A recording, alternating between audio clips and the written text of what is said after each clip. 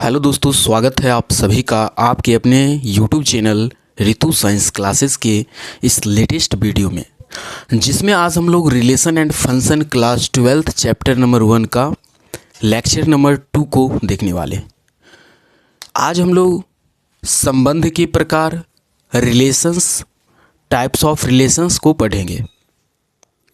लेकिन types of relations को पढ़ने से पहले एक छोटा सा रिकॉलिंग करेंगे, 2 मिनट का रिकॉलिंग करेंगे और आपको बताना है कि हमने लेक्चर नंबर 1 में क्या क्या पढ़ा था। अगर आप लोग अभी तक लेक्चर नंबर 1 नहीं देखे हैं, सिर्फ़ और सिर्फ 22 मिनट का वीडियो है, वहाँ से जाकर आप ये सीख सकते हैं कि किसी भी संबंध का आप उसका डोमेन, कोडोमेन और रेंज कैसे निकाल सकते हैं, और उसमें आपको उसको रास्टर फॉर्म और सेट बिल्डर फॉर्म में कैसे लिख सकते हैं। ये चीज़ आप सीखेंगे लेक्चर नंबर 1 में। और उसके बाद हम आज लेक्चर नंबर 2 में संबंध के प्रकार को पढ़ेंगे। लेकिन संबंध के प्रकार पढ़ने से पहले आप सभी को मैंने बताया कि अभी हम थोड़ा सा एक छोटा सा रिकॉलिंग करेंगे और आपको बताना है कि वो चीज़ क्या है। ठीक है, तो चलिए मैं एक फिगर बनाता हूँ। ये आपका सेट ए है और ये आपका सेट बी है। कोई दिक्कत नहीं है भैया। पहले वाले को हम बोलते हैं एक्स और दूसरे वाले को बोलते हैं वाई अवयव। ठीक है, इसमें मान लेते हैं कि अवयव है 1 2 3 4 5 6। ठीक है, और इसमें मान लेते हैं अवयव है 1 2 3 4 5 6 7 8, ऐसा मान लेते हैं। ठीक है, तो यहाँ से मैंने एक रिलेशन बना देता हूँ और आप सभी को बताना है कि वो रिलेशन जो है वो क्या है। 1 का 3 के संबंध बन गया, 2 का 5 के साथ संबंध बन गया, 2 का 5 के साथ क्या बनेगा? नहीं सर, 2 का 4 के साथ बनेगा। किसके साथ सर? 2 का रिलेशन किसके साथ बनेगा? 4 के साथ बनेगा। 2 का रिलेशन 4 के साथ बनेगा। मतलब डायरेक्ट रिलेशन हम किसी में किसी को नहीं बैठा सकते हैं। हम अपना रिलेशन किसी अन्य व्यक्ति से नहीं कर सकते हैं। जब तक उनके और हमारे बीच में कुछ ना कुछ संबंध नहीं होगा, रिलेशन नहीं होगा, तब तक हम उसको रिलेशन नहीं कह सकते हैं। इसलिए 1 का रिलेशन 3 के साथ, 2 का रिलेशन 4 के साथ, फिर 3 का रिलेशन हम लोग लेते हैं 5 के साथ, 4 का रिलेशन ले लेते हैं 6 के साथ, और 5 का रिलेशन ले लेते हैं 7 के साथ, और 6 का रिलेशन ले लेते हैं 8 के साथ। ठीक है, ये यहाँ पे बहुत सारा संबंध बन रहा है। इसमें आपको क्या क्या बताना है, सिर्फ एक क्वेश्चन है और इस क्वेश्चन के बाद हम लोग अपने टॉपिक पे आएंगे, संबंध के प्रकार पे। ठीक है, तो इसमें आपको सिर्फ ये बताना है कि इस चीज़ को हमको रास्टर रूप में लिखना है, सेट बिल्डर फॉर्म में लिखना है, इसका डोमेन बताना है, प्रांत कोडोमेन बताना है, सहप्रांत, और इसका रेंज बताना है, परिसर। क्या आप बता पाएंगे? तो फटाफट आप लोग हैंड रेज करिएगा और बताना शुरू करिएगा। सबसे पहले इसको हम लिखेंगे रास्टर फॉर्म में। रास्टर फॉर्म में, तो इसको रास्टर फॉर्म में सर कैसे लिखेंगे? रास्टर फॉर्म में लिखेंगे कि आर एक संबंध है, इस दोनों के बीच में क्या हुआ? आर एक रिलेशन बन रहा है सेट ए और सेट बी के बीच में, जिसमें से आर एक रिलेशन बन रहा है, जिसमें से देखिए 1 का रिलेशन 3 के साथ बन रहा है, तो लिखेंगे 1, 3। 2 का रिलेशन 4 के साथ बन रहा है, तो कोमा देंगे, लिखेंगे 2, 4। फिर 3 का रिलेशन 5 के साथ है, तो लिखेंगे 3, 5। फिर 5 का रिलेशन 4 का रिलेशन 6 के साथ, तो 4, 6। फिर 5 का रिलेशन 7 के साथ, तो 5, 7। और फिर लास्ट आपका है 6, 8। 6 का रिलेशन 8 के साथ, तो ये आपका क्या बना? ये आपका बना रास्टर फॉर्म में एक।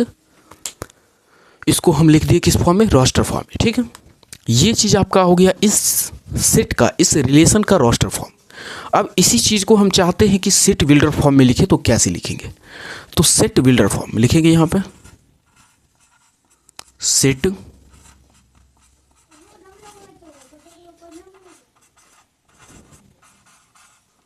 Set builder form. तो सेट बिल्डर फॉर्म में इसको कैसे लिखेंगे? लिखेंगे आर एक रिलेशन है जिसमें से अवयव कौन कौन सा है? अवयव एक्स और वाई है। पहले वाले सेट के अवयव को x बोलते हैं, दूसरे वाले समुच्चय के अवयव को y बोलते हैं। तो यहाँ लिखेंगे x such that y, x comma y such that x और y इस प्रकार है कि जो आपका x है और जो आपका y है वो इस प्रकार है कि, अब यहाँ से हम कुछ रिलेशंस तो देखते हैं कि इसमें क्या हो रहा है। आप लोग यहाँ अगर देखना चाहते हैं तो देख सकते हैं कि x जो है वो y से 2 कम है, या फिर ऐसा बोल सकते हैं कि y जो है वो x से 2 ज़्यादा है। यहाँ देखिए 1 है, 2 ज़्यादा 3 है, 2 है तो 2 ज़्यादा 4 है, 3 है तो 2 ज़्यादा 5 है, 4 है तो 2 ज़्यादा 6 है, 5 है तो 2 ज़्यादा 7 है, 6 है तो 2 ज़्यादा 8 है। तो इस पर एक रिलेशन बना कि जो आपका y है वो x से 2 ज़्यादा है। तो यहाँ से हम क्या लिख सकते हैं, आपका जो x है वह y से क्या है, 2 ज़्यादा है। ये आपका रिलेशन बना। यहाँ y नहीं, यहाँ 2 लिखेंगे। क्या लिखेंगे, 2। मतलब जो अगर हम x में 2 जोड़ेंगे तो वो y के बराबर होगा। ये रिलेशन बना है, मतलब कि y जो है आपका वो x से 2 ज़्यादा है। तो इसमें हमको y में नहीं जोड़ना है, ठीक है, y में नहीं जोड़ना है। किस में जोड़ना है, x में जोड़ना है, क्योंकि जब हम x में 2 जोड़ देंगे तो आपके y के इक्वल आ जाएगा, ठीक है। तो यहाँ से ये लिखेंगे x comma y, x plus 2 is equals to y. ये एक तर्क दिए हम इस फॉर्म के लिए, ठीक है, समझ गए इतना। आगे है, अब इसमें हम लिखेंगे जहाँ पे जहाँ लिखिए जहाँ x जो है वो बिलोंग कर रहा है सेट A से और y जो है वो बिलोंग कर रहा है सेट B से। देखिए जो x है, x के सारे अवयव सेट A से बिलोंग कर रहे हैं और y के सारे अवयव सॉरी बच्चों, y के जितने भी अवयव हैं वो सारे किससे बिलोंग कर रहे हैं, सेट B से बिलोंग कर रहे हैं, ठीक है। तो यहाँ तक लिख दिए कि x comma y such that x plus 2 जो है वो y के बराबर है, जहाँ x बिलोंग्स टू A और y belongs to set B हो गया। ये आपका क्या लिखा गया भैया, सेट बिल्डर फॉर्म में। तो आपने अभी क्या सीखा, इस फॉर्म को रोस्टर फॉर्म में कैसे लिखते हैं। और इसी चीज़ को देखिए, 1 से 2 चीज़ देखिएगा तो आपको खुद पता चलेगा कि भैया कुछ ना कुछ इस दोनों के अंदर रिलेशन है और उसी रिलेशन को आपको लिखना पड़ता है, तो आप लिख पाएंगे आराम से। चलिए अब यहाँ से हम लिखते हैं थोड़ा सा एक पॉइंट, डोमेन, कोडोमेन और रेंज।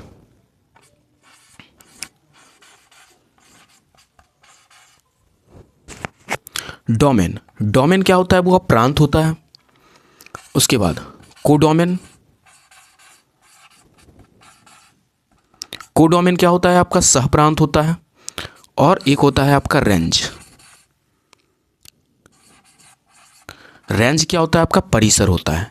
तो कल मैंने आपको लेक्चर नंबर 1 में आपको बताए थे कि देखिए प्रांत और परिसर दोनों प से शुरू होता है, समझिए, ठीक है। प्रांत और परिसर दोनों प से शुरू होता है, इसलिए हम बोल सकते हैं कि सेट ए के वे अवयव जिनका रिलेशन किन्हीं के मतलब किसी के साथ है, ठीक है। मान लेते हैं यहाँ पे एक और है 7 है, ठीक है, मान लिया जा रहा है क्योंकि समझने में थोड़ा आपको दिक्कत ना हो। तो मान लेते हैं कि डोमेन, प्रांत और रेंज, परिसर, कोडोमेन किससे शुरू होता है, स्व से, सह प्रांत। तो प से प्रांत और प से परिसर, इस चीज़ को आप समझिए। तो देखिए सेट ए के वे अवयव जिनका रिलेशन बन रहा है, तो 1 का रिलेशन बन रहा है, 2 का बन रहा है, 3 का, 4 का, 5 का, 6 का, लेकिन 7 का नहीं बन रहा है। तो डोमेन, प से प्रांत में वही अवयव आएंगे जिनका सेट ए से रिलेशन बन रहा है।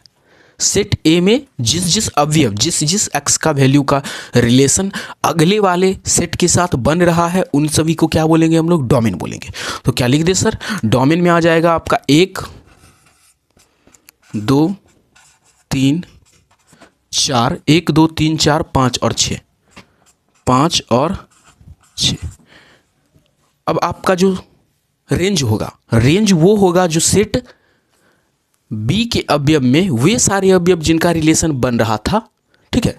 तो देखिए 1 का बन रहा है, नहीं बन रहा है, 2 का बन रहा है, नहीं बन रहा है, 3 का बन रहा है, 4 का बन रहा है, 5 का बन रहा है, 6 का बन रहा है, 7 का बन रहा है, 8 का बन रहा है। तो इन सारे अवयव को हम बोलेंगे भैया ये सारा जो है वो कोडोमेन के अंतर्गत आएगा। तो कोडोमेन में आपका रेंज आएगा, कोडोमेन अलग होता है। कोडोमेन क्या हो जाएगा, सेट बी के सारे अवयव कोडोमेन में आएंगे। और रेंज में क्या आएगा, देखिए ये भी प से शुरू होता है परिसर, ये भी प से शुरू होता है, सॉरी ये प से परिसर होता है और ये प से प्रांत होता है, लेकिन ये कोडोमेन जो होता है ये स्व से शुरू होता है सह प्रांत।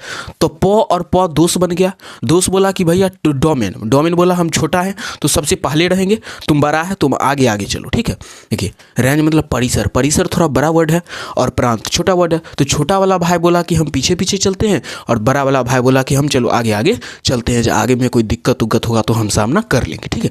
तो इस वाले घर में कौन रहता है, इस वाले घर में रहता है रेंज और इस वाले घर में रहता है डोमेन। और जिस जिस से लड़ाई होता है किस किस से, डोमेन और रेंज में, मतलब संबंध तो है, ये दोनों भाई है। तो देखिए तो जिस जिस का संबंध है, जिस जिस भाई का संबंध है, ठीक है, जैसे 1 और 3 भाई का संबंध है, 2 और 4 भाई का संबंध है, तो जिस जिस भाई का संबंध होगा सेट ए में वो सारा कहलाएगा डोमेन, जिस जिस भाई का संबंध होगा सेट बी में वो सारा कहलाएगा रेंज। और कोडोमेन क्या होता है बुआ, सेट बी का जितना भी अवयव है वो सारा कोडोमेन कहलाएगा। तो हम लिख सकते हैं यहाँ पे रेंज में क्या क्या हो जाएगा, 3 4 5 6 7 8, ये लिख देंगे 3 4 5 6 7 और 8, ये आपके कहलाएंगे कौन सा, रेंज कहलाएंगे। क्योंकि देखिए इनका रिलेशन बन रहा है वो सारा क्या कहलाएगा आपका, जिनका रिलेशन बन रहा है वो सारा आपका क्या कहलाएगा, रेंज कहलाएगा। कोडोमेन क्या होता है कि सेट बी के जितने भी सदस्य हैं सारा कोडोमेन में आ जाएगा, मतलब 1 2 3 4 रिलेशन हो ना हो इससे कोई प्रभाव नहीं पड़ता है। तो इसमें क्या हो जाएगा आपका 1 2 3 4 5 6 7 और 8, ये आपके हो गए डोमेन, कोडोमेन, रेंज, प्रांत, सहप्रांत और परिसर। ये आपने सीखा कि रोस्टर फॉर्म और सीट बिल्डर फॉर्म, मतलब रोस्टर फॉर्म को सीट बिल्डर फॉर्म में कैसे लिखा जाता है।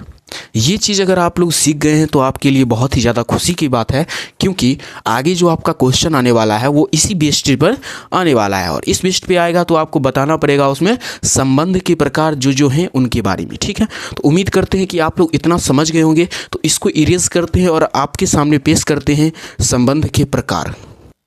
चलिए अब हम लोग पढ़ेंगे संबंध के प्रकार, जिसका आज का लेक्चर में हमारा जो टॉपिक था टाइप्स ऑफ रिलेशन, संबंध के प्रकार। चलिए शुरू करते हैं। देखिए ये जो संबंध है और फलन है, रिलेशन है और फंक्शन है, दोनों के प्रकार होते हैं और हमें दोनों के प्रकार को पढ़ना है। लेकिन सबसे पहले रिलेशन आता है तो सबसे पहले हमें संबंध के प्रकार को जानना पड़ेगा। यहाँ आप लोग इंग्लिश में भी लिख सकते हैं types of relation, types of relation, types of relation, ठीक है, संबंध के प्रकार। चलिए बाबू जानते हैं संबंध के प्रकार, टाइप्स ऑफ रिलेशन कितने होते हैं और कौन कौन होते हैं। मुख्य रूप से देखा जाए तो संबंध के प्रकार 4 होते हैं, जिसमें से आपका सबसे पहला संबंध होता है स्वतुल्य संबंध। कौन सा होता है सर, स्वतुल्य संबंध, स्वतुल्य संबंध। एकदम आराम से पढ़िएगा, बहुत ही ज़्यादा इंटरेस्टिंग क्लास होने वाला है और मज़ा आने वाला है, ठीक है। जिसको हम लोग बोलते हैं रिफ्लेक्सिव, क्या बोलते हैं, रिफ्लेक्सिव रिलेशन, क्या बोलते हैं, रिफ्लेक्सिव रिलेशन।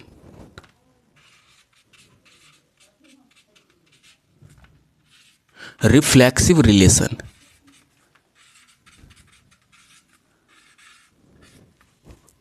रिफ्लेक्सिव रिलेशन जिसे हम लोग बोलते हैं स्वतुल्य संबंध। देखिए स्वतुल्य, स्वतुल्य मतलब स्वयं से ही तुलना किया जा रहा है यहाँ पे। रिफ्लेक्टिव मतलब क्या होता है कि खुद का प्रतिबिंब खुद से बनना, समझ रहे हैं।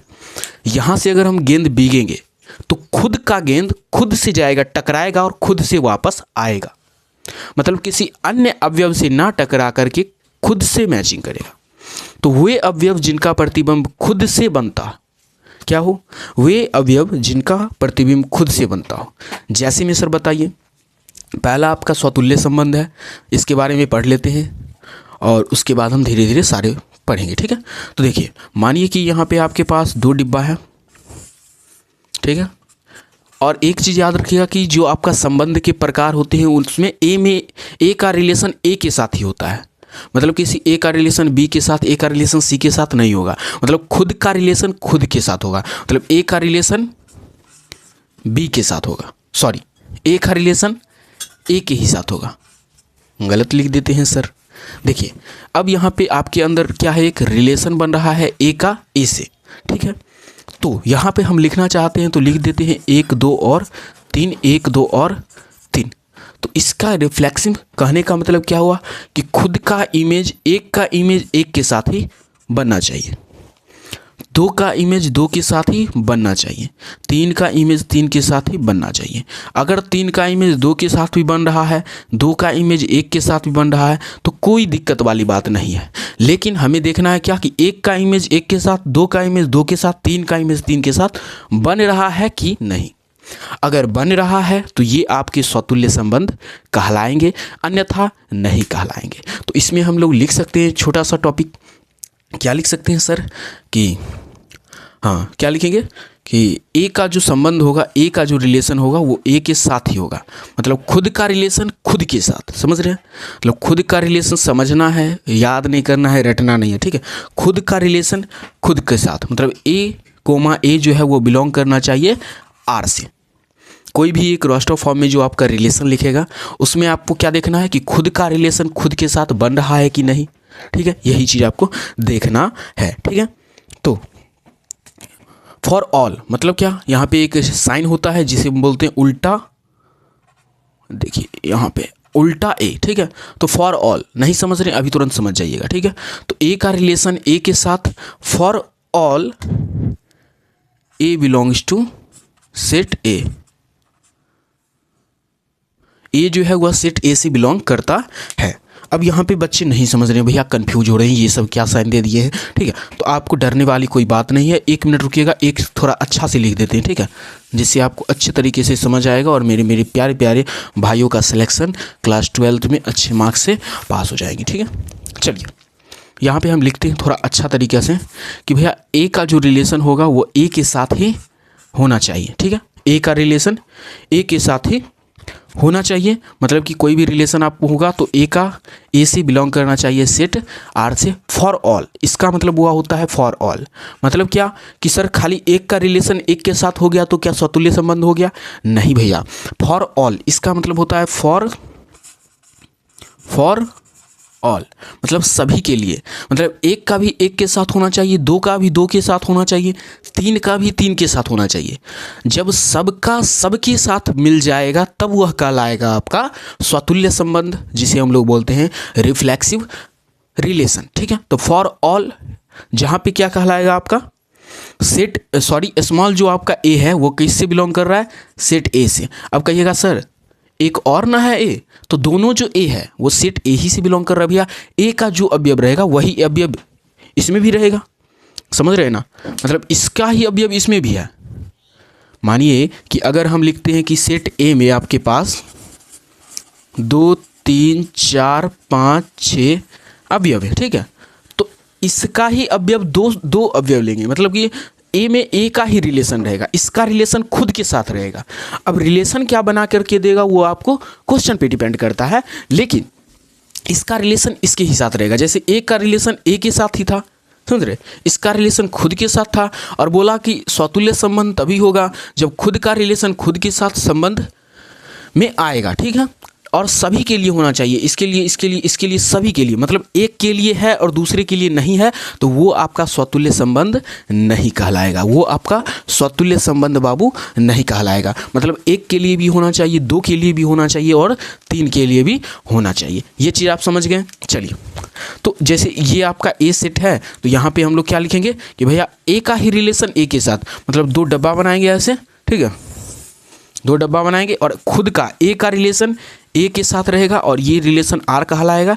और यहाँ पे लिखेंगे हम लोग 2, 3 4 5 और 6, इसमें भी क्या कहलाएगा 2 3 4 5 और 6। अगर ऐसा आपको फिगर बना के दे देता है और बोलता है कि इसमें एक रिलेशन दर्शाइए जो कि स्वतुल्य संबंध होगा, तो आप लोग कैसे दर्शाइएगा? सर दर्शाएंगे कैसे?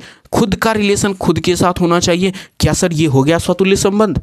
नहीं, क्योंकि यहाँ पे साइन है फॉर ऑल का, सभी के लिए होना चाहिए खुद का रिलेशन खुद के साथ। तो 3 का भी होगा, 4 का भी होगा, 5 का भी होगा और 6 का भी होगा।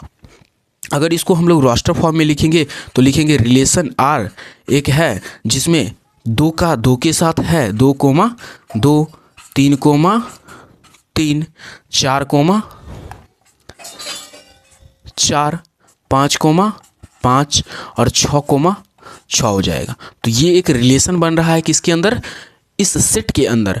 और जब यह सेट हम देखेंगे तो पहले देखेंगे अवयव 2 3 4 5 6 है और सबका रिलेशन सबके साथ खुद के साथ बन रहा है, सबका रिलेशन खुद के साथ बनना चाहिए, तब यह कहलाएगा आपका स्वतुल्य संबंध, रिफ्लेक्सिव रिलेटिव। बताइए सर कितना मज़ा आया, बहुत सारा मज़ा आया आपके अंदर। मतलब इतना हम लोग समझ गए कि खुद का रिलेशन खुद के साथ होना चाहिए। अगर किसी एक का रिलेशन भी नहीं पूर रहा है, नहीं बन रहा है, तो वो आपका स्वतुल्य संबंध नहीं कहलाएगा, वो आपका स्वतुल्य संबंध नहीं कहलाएगा।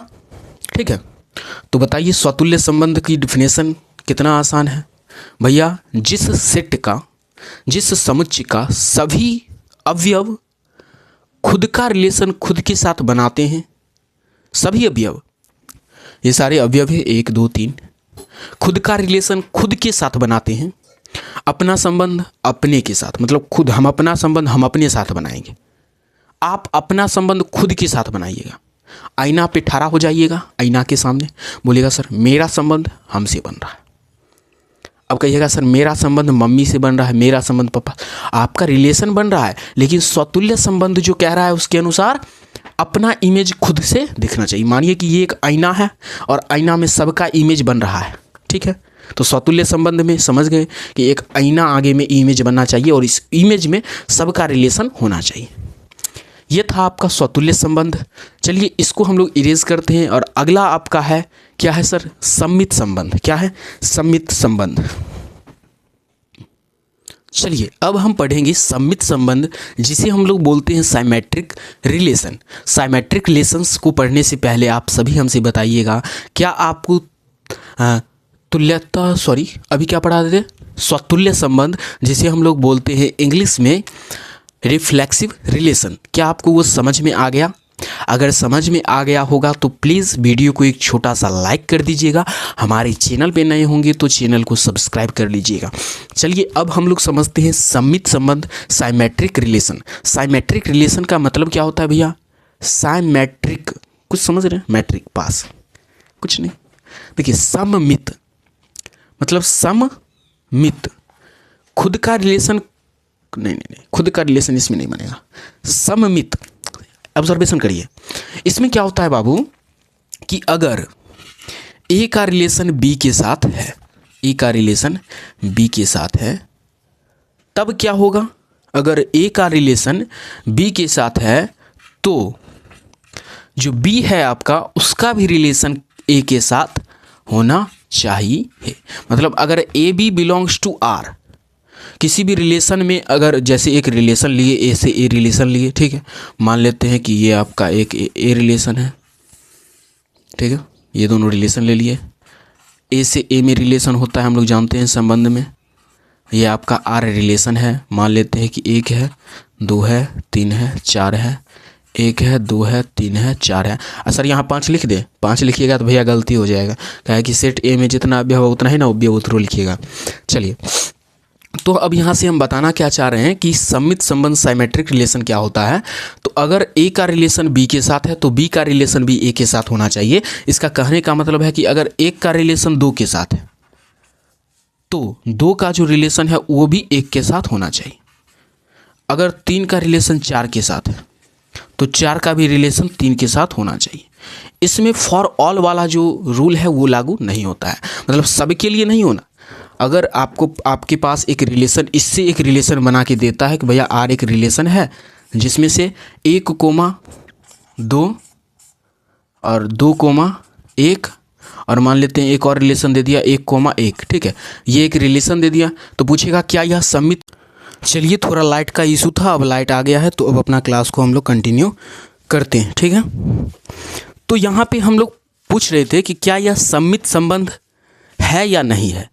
तो अभी आपको मैंने बताया कि सममित संबंध वही होंगे जिसमें कि खुद मतलब अगर ए का रिलेशन बी के साथ है, देखिए यह एक रिलेशन है, सेट आर है, ठीक है, और सेट आर से ए बी बिलोंग कर रहा है, मतलब ए बी की जगह मान लीजिए कि 1 2 बिलोंग कर रहा है, ठीक है। तो सममित संबंध होने के लिए कंडीशन है कि बी जो है वो भी ए से बिलोंग करना चाहिए, मतलब 1 2 से बिलोंग कर रहा है तो 2 भी 1 से बिलोंग कर रहा है, तो कर रहा है ना दोनों। अब हमको कुछ नहीं देखना है, अब कह देना है कि भैया ये जो है यह सममित संबंध है,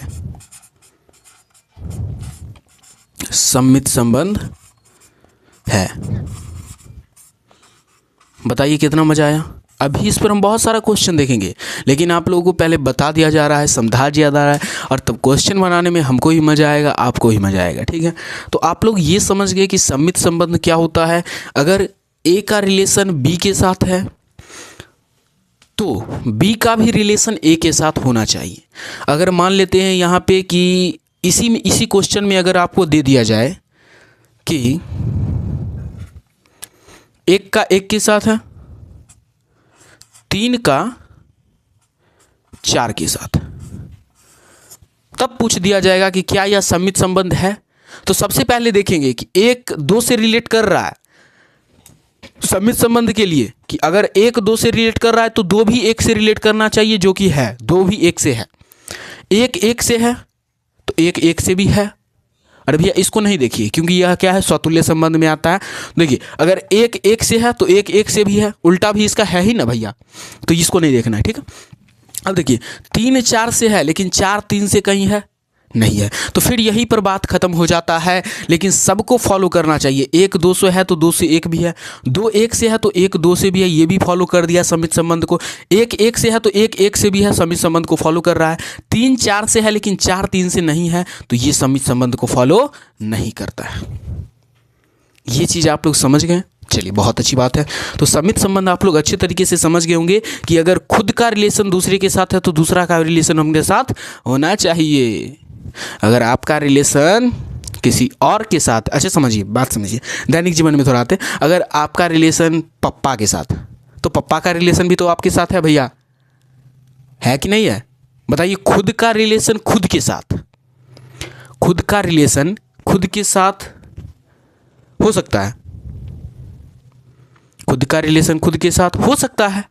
लेकिन अगर हम बोले एक पिता और पुत्र का रिलेशन है, ठीक है, मान लेते हैं कि ए जो है वह पिता है और बी जो है वह पुत्र है, ठीक है। तो ए का रिलेशन बी के साथ है, मतलब ए जो है वह पिता है पुत्र है, ठीक है, पिता है पुत्र है। तो क्या इसमें रिलेशन हम लोग लिख सकते हैं बी भी ए से रिलेशन है? ऑफ कोर्स भैया लिख सकते हैं, क्योंकि अगर पिता और पुत्र का रिलेशन यहाँ बन रहा है तो पुत्र का भी तो रिलेशन पिता के साथ है कि नहीं है? अगर पिता का रिलेशन पुत्र के साथ है, मतलब ए का रिलेशन बी के साथ है, तो पुत्र का भी रिलेशन पिता के साथ है, बी कोमा ए हो जाएगा। समझ रहे बात को?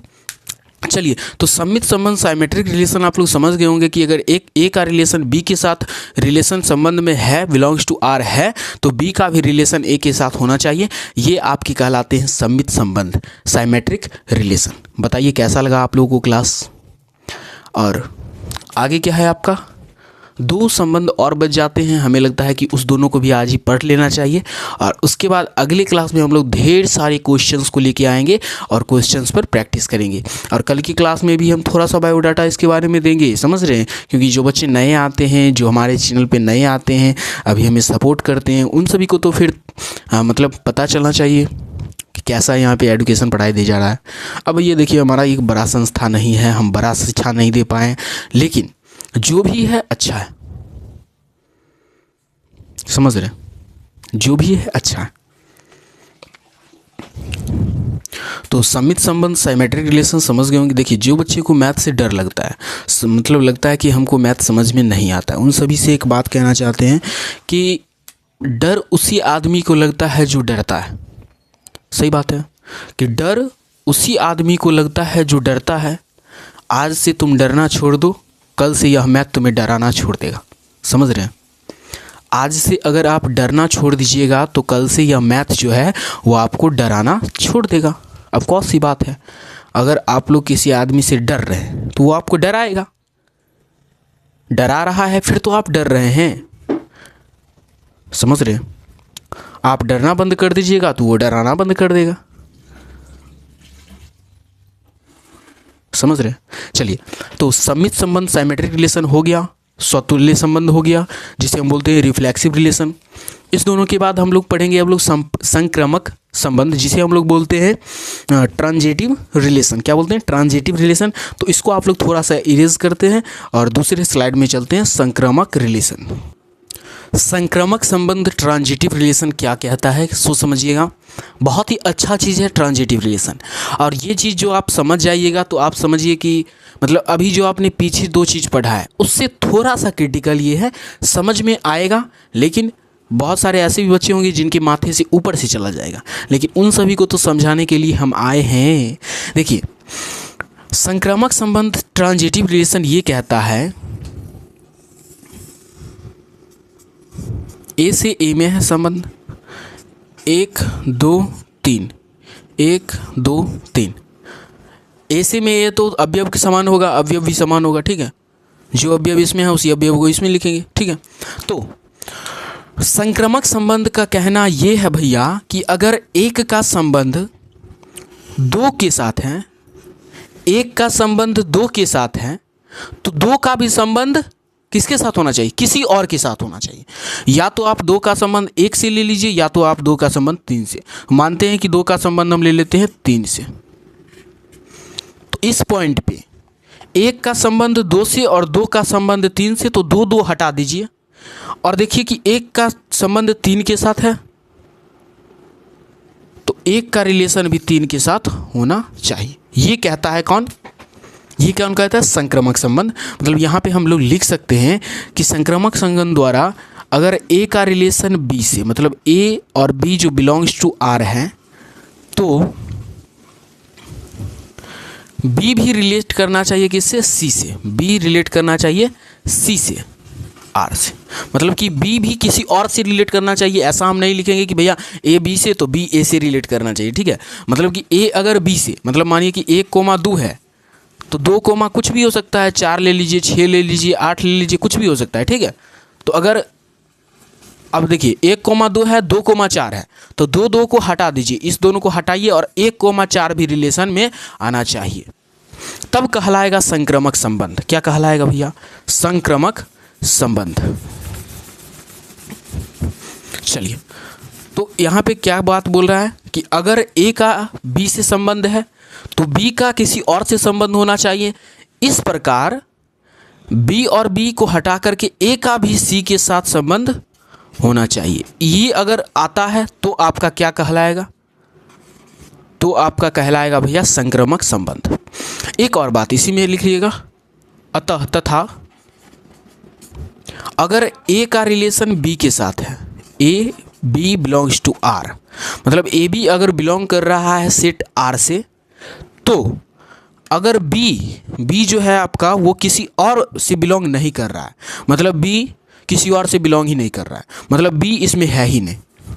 मतलब समझ रहे, अगर 1 कोमा 2 है तो 2 किसी और से रिलेट नहीं कर रहा है, मतलब 3 कोमा 4 है, 4 कोमा 5 है, ठीक है, लेकिन 1 कोमा 2 है, लेकिन 2 किसी और में है ही नहीं, तो भी इसको हम पास कर देंगे। मतलब 1 कोमा 2 है लेकिन 2 कोमा समथिंग नहीं है, तो भी यह संक्रामक संबंध होगा।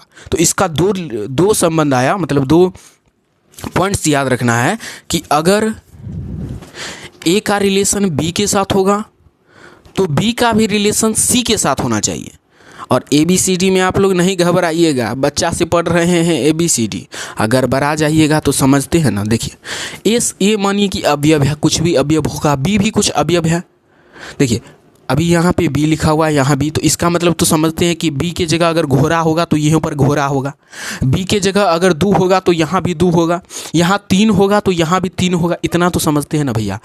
अगर ए के जगह समथिंग होगा तो बी के सी के जगह कुछ और होगा, ठीक है। तो अगर ए कोमा बी है तो बी कोमा सी है, तो बी बी हटा करके ए कोमा सी भी होना चाहिए उस रिलेशन के अंदर। जैसे यहाँ पे हम लोग देखें कि एक का रिलेशन अगर 2 के साथ है तो 2 का भी रिलेशन 3 के साथ था। अब ऐसा नहीं था कि भैया 2 का रिलेशन 1 के साथ ही था, 2 का रिलेशन 3 के साथ था, तो 2 को हटा दिए तो 1 का रिलेशन किसके साथ होना चाहिए। अरे भैया यहाँ गलती हो गया, 1 का रिलेशन 1 के साथ कैसे हो जाएगा। 1 का रिलेशन किसके साथ होना चाहिए, 3 के साथ होना चाहिए। मतलब 1 का रिलेशन 2 के साथ है, 2 का रिलेशन 3 के साथ है, तो 2 हट गया, 1 का भी रिलेशन 3 के साथ होना चाहिए। अगर इसको हम रोस्टर फॉर्म में लिखते हैं, अगर इसको हम रोस्टर फॉर्म में लिखते हैं तो कैसे लिखेंगे। 1 का भैया रिलेशन था 2 के साथ, तो 2 का भी रिलेशन था 3 के साथ, तो उसके बाद क्या था, 1 का रिलेशन फिर 3 के साथ। तो ये क्या संक्रामक संबंध है। तो सबसे पहले देखेंगे कि ए बी बिलोंग्स कर रहा है, ए बी से बिलोंग कर रहा है, बी किसी और से बिलोंग कर रहा है। हाँ, बी जो है 2 है, वो 2 भी किसी और से बिलोंग कर रहा है। तो इस दोनों को हटाइए और एक को देखिए 3 से बिलोंग कर रहा है, तो एक भी 3 से बिलोंग कर रहा है, मतलब ये भी सही, ये भी सही, ये भी सही। अब ये कहलाएगा आपका ट्रांजिटिव रिलेशन। क्या कहलाएगा, ट्रांजिटिव रिलेशन। ये चीज़ आप लोग समझ गए कि ट्रांजिटिव रिलेशन संक्रामक संबंध कब तभी कहलाएगा जब ए का रिलेशन बी के साथ हो और बी का रिलेशन सी के साथ हो, तो बी भी हट जाएगा और ए का रिलेशन भी सी के साथ होना चाहिए। इस पॉइंट में भी कहलाएगा अगर ए का रिलेशन बी के साथ हो और बी का रिलेशन किसी और के साथ ना हो, मतलब बी का रिलेशन किसी और के साथ ना हो, तो भी कहलाएगा संक्रामक संबंध, लेकिन सभी के लिए होना चाहिए। ठीक है, जैसे 1,2 है और यहाँ पे मानिए 4,3 था, तो ये सही। 4,3 है, क्या 3 से शुरू होने वाला कोई है, नहीं है, तो भी सही। 1,3 है, क्या 3 से शुरू होने वाला कोई है, नहीं है, फिर भी सही, फिर भी संक्रामक संबंध होगा। अगर इसी पॉइंट पे यहाँ पे लिख देते हैं 2 और यहाँ पे लिख देते हैं हम लोग 2 और 3। देखिए 1 का रिलेशन 2 के साथ है, 2 का रिलेशन 3 के साथ है, 1 का 2 जहाँ पे खत्म होगा जहाँ शुरू होना चाहिए, 1 का 2 के साथ, तो 2 का भी 3 के साथ है, तो 2 हटा, 1 का रिलेशन 3 के साथ है। यहाँ देखिए 1 का रिलेशन 2 के साथ है, 1 का रिलेशन 2 के साथ है और 1 का रिलेशन 2 के साथ है, तो फिर यहीं पे आपका इसका बात खत्म हो गया। भैया 1 का रिलेशन 2 के साथ, 2 का रिलेशन 3 के साथ, 2 हट गया, 1 का रिलेशन 3 के साथ कहीं नहीं मिल रहा है, तो ये ट्रांजिटिव रिलेशन नहीं कहलाएगा। रूल को याद रखना पड़ेगा भैया, ए का रिलेशन बी के साथ, बी का रिलेशन सी के साथ, तो ए और सी का रिलेशन भी होना चाहिए, तभी यह कहलाएगा ट्रांजिटिव रिलेशन। अगर ए का रिलेशन जहाँ पे ख़त्म हो रहा है उससे अगर कोई शुरू नहीं हो रहा है तो उसको पास करिए, कहलाएगा। ये भी शुरू हो रहा है, 3 किसी और से शुरू नहीं हो रहा है, पास करिए। 2 शुरू नहीं हो रहा है तो पास करिए, अगर हो रहा है तो उससे देखिए कि मैचिंग करवाए कि नहीं। तो संक्रामक संबंध बहुत ही हमको लगता है कि आसान है भैया। 1 का रिलेशन 2 के साथ, 2 का रिलेशन समथिंग के साथ, 2 हट गया और उसका भी रिलेशन है तो है और नहीं है तो बात खत्म है, संक्रामक संबंध नहीं है। मज़ा आ रहा है क्लास में। यही आपका था क्या, संक्रामक संबंध। क्या था, संक्रामक संबंध, ट्रांजिटिव रिलेशन। अब आपका एक लास्ट और बचता है जिसे हम बोलते हैं तुल्यता संबंध। क्या बोलते हैं, तुल्यता संबंध। तो इसको आप लोग थोड़ा लिख लीजिएगा, इरेज करते हैं। देखिए भैया, तुल्यता संबंध बहुत आसान है। अगर आप लोग इसका समझने चाहते हैं, मतलब तुल्यता संबंध को अगर समझना चाहते हैं, तो सबसे पहले आपको संबंध के वो 3 प्रकार जानना पड़ेगा जो अभी आपने जाना है। स्वतुल्य संबंध, रिफ्लेक्सिव रिलेशन, उसके बाद सम्मित संबंध, उसे क्या बोलते हैं, सम्मित संबंध, जिसे हम लोग बोलते हैं साइमेट्रिक रिलेशन, और क्या होता है आपका संक्रामक संबंध, ट्रांजिटिव रिलेशन। अगर स्वतुल्य संबंध तभी कहलाएगा जब पहला स्वतुल्य संबंध होगा, स्वतुल्य संबंध होगा। पहला क्या है कि स्वतुल्य संबंध होना चाहिए, reflexive, reflexive relation, reflexive relation पहला ही रिफ्लेक्सिव रिलेशन होना चाहिए तुल्यता संबंध होने के लिए। दूसरा सम्मित संबंध होना चाहिए, सम्मित संबंध होना चाहिए, जिसे हम लोग बोलते हैं ट्रांजिटिव, सॉरी क्या है? सम्मित संबंध, साइमेट्रिक रिलेशन, साइमेट्रिक रिलेशन, ठीक है। और तीसरा आपका क्या है? संक्रामक संबंध, ट्रांजिटिव रिलेशन,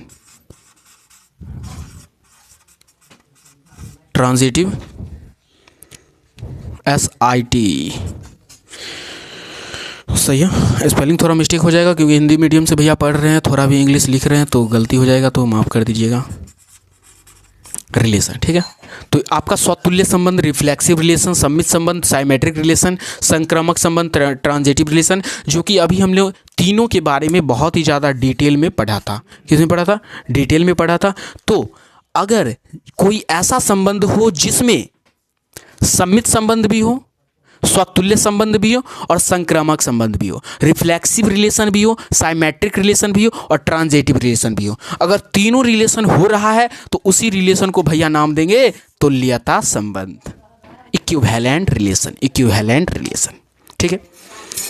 मानिए कि कोई रिलेशन आपको दे दिया, उस रिलेशन में आपको जैसे बोला कि भैया निकालिए कि क्या यह तुल्यता संबंध है। जैसे ऐसा भी क्वेश्चन दे सकता है कि क्वेश्चन दे दिए, सिद्ध करें कि यह एक तुल्यता संबंध है। तो तुल्यता संबंध सिद्ध करने के लिए आपको क्या करना पड़ेगा भैया? स्वतुल्य संबंध भी लाना पड़ेगा, सम्मित संबंध भी सिद्ध करना पड़ेगा और संक्रामक संबंध भी सिद्ध करना होगा। अगर तीनों सही है तो लिख दीजिएगा भैया यह संबंध जो है वह तुल्यता संबंध भी है, स्वतुल्य संबंध भी है, रिफ्लेक्सिव रिलेशन भी है, सम्मित संबंध साइमेट्रिक रिलेशन भी है और संक्रामक संबंध ट्रांजिटिव रिलेशन भी है, इसलिए यह एक तुल्यता संबंध भी है। तो अभी हम लोग संबंध के कितने प्रकार को जाने? 4 प्रकार को जाने, जिसमें से आपका पहला था स्वतुल्य, दूसरा था सम्मित, तीसरा था संक्रामक और चौथा था तुल्यता संबंध, इक्विवेलेंट रिलेशन। तो कितना मज़ा आया आप सभी को क्लास में? आप सभी क्लास के कमेंट में बताइएगा भैया। और इसी तरह के क्लास को लेने के लिए, इसी तरह को क्लास को पाने के लिए हमारे इस चैनल ऋतु साइंस क्लासेस को सब्सक्राइब कर लीजिएगा। और अभी तक आप लोग वीडियो को लाइक नहीं किए तो प्लीज़ छोटा सा लाइक कर लीजिएगा, क्योंकि यही एक मोटिवेशन है जो आप लोग अगर बना के रखिएगा तो हम क्लास दे पाएंगे, और नहीं दीजिएगा तो भैया फिर क्या करेंगे? जब कहीं से हेल्प नहीं मिलता है आदमी को तो आदमी लाचार हो जाता है, भिखमंगा हो जाता है, तब हम लोग क्या करेंगे? तो चलिए आप सभी के साथ मिलते हैं फिर रिलेशन एंड फंक्शन की अगले क्लास में। और अगला क्लास जो आएगा आपको, उसमें हम क्या पढ़ेंगे? पहला आपका रिफ्लेक्सिव रिलेशन, दूसरा आपका साइमेट्रिक रिलेशन और तीसरा आपका ट्रांजिटिव रिलेशन। तीनों पर क्या करेंगे? तीनों पर बेस्ड क्वेश्चंस को देखेंगे और उसके बाद हम लोग 1.1 को क्लियर करेंगे। बहुत ही ज़्यादा मज़ा आएगा। तो आप सभी के साथ फिर मिलते हैं अगली क्लास में। तब तक के लिए आप सभी का प्यार बना रहेगा। जय हिंद, जय भारत।